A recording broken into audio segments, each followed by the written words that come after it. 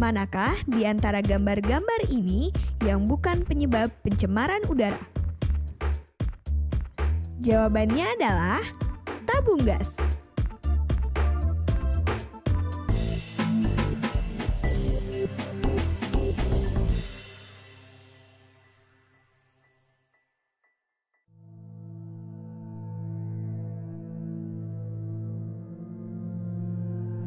Wah Kak, enak banget ya kita diem di sini. Masih banyak pohon-pohonnya, banyak juga tanaman-tanaman lainnya.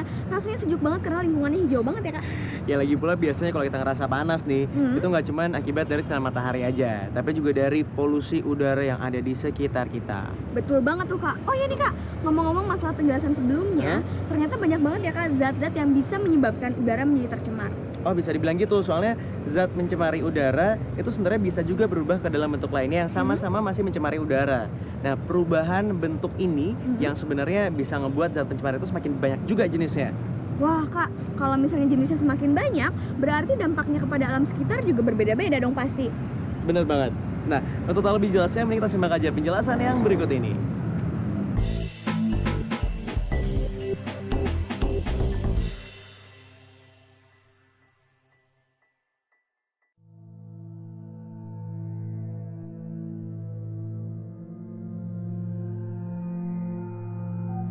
Jenis-jenis pencemar udara itu ada dua macam. Yang pertama adalah pencemar primer dan yang kedua pencemar sekunder.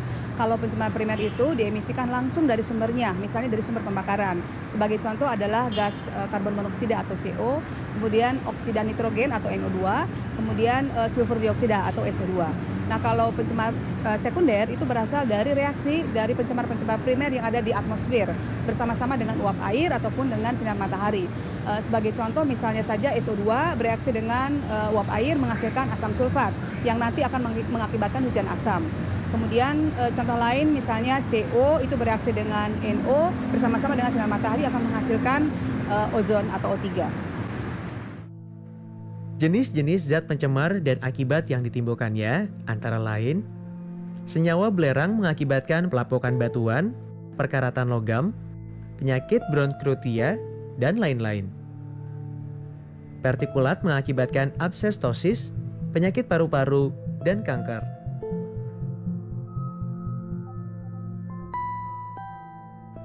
Karbon dioksida mengakibatkan perubahan iklim dan menimbulkan efek rumah kaca yang ditandai dengan naiknya suhu udara.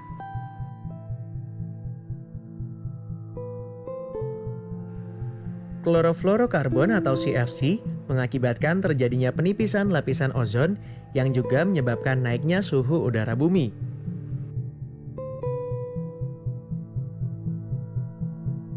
Nitrogen oksida mengakibatkan hujan asam karena dapat melarutkan asam pada benda dan dapat merontokkan daun pohon.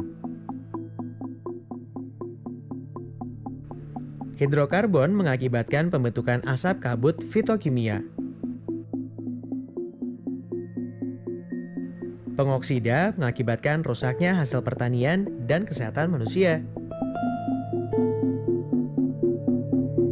Dampak-dampak pencemaran udara itu diantaranya adalah adanya efek rumah kaca, kemudian hujan asam, ataupun penipisan lapisan ozon. Kalau efek rumah kaca itu diakibatkan oleh adanya atau terakumulasinya gas-gas pencemar seperti CH4 ataupun CO2 di udara ambien, dan gas-gas ini akan menahan pantulan sinar matahari dari permukaan bumi, sehingga suhu bumi itu akan meningkat. Nah, kalau suhu bumi meningkat, maka es di kutub itu bisa mencair dan permukaan air di laut itu bisa naik ya.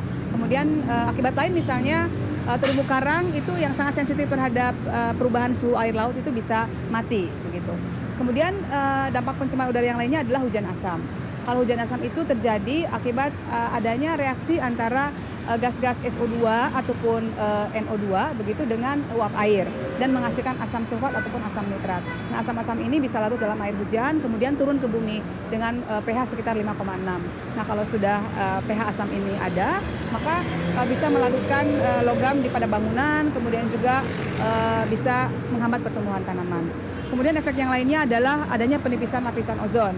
Nah, penipisan lapisan ozon ini diakibatkan oleh reaksi antara klorofluorokarbon dengan ozon, sehingga ozon itu menipis atau bahkan berlubang. Kalau ozon ini menipis ataupun berlubang, maka lebih banyak sinar UV yang dipancarkan oleh sinar matahari itu sampai ke bumi, sehingga bisa menyebabkan adanya penyakit kanker, begitu kanker kulit pada manusia ataupun memicu terjadinya katarak. Kemudian dampak yang lain terhadap manusia, misalnya saja partikel itu kalau kita hirup itu bisa sampai ke paru-paru. Semakin kecil partikelnya, maka semakin banyak yang masuk ke dalam paru-paru kita.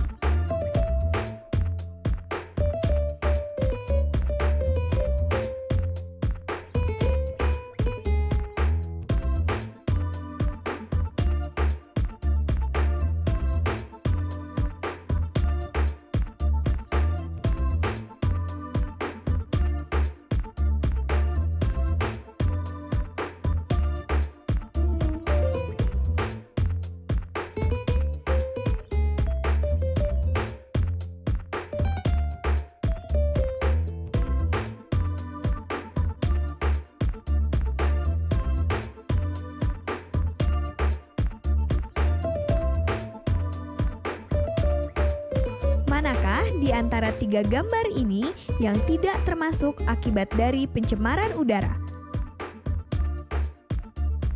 Apakah sampah yang menumpuk, karat pada besi, atau kerusakan tanaman?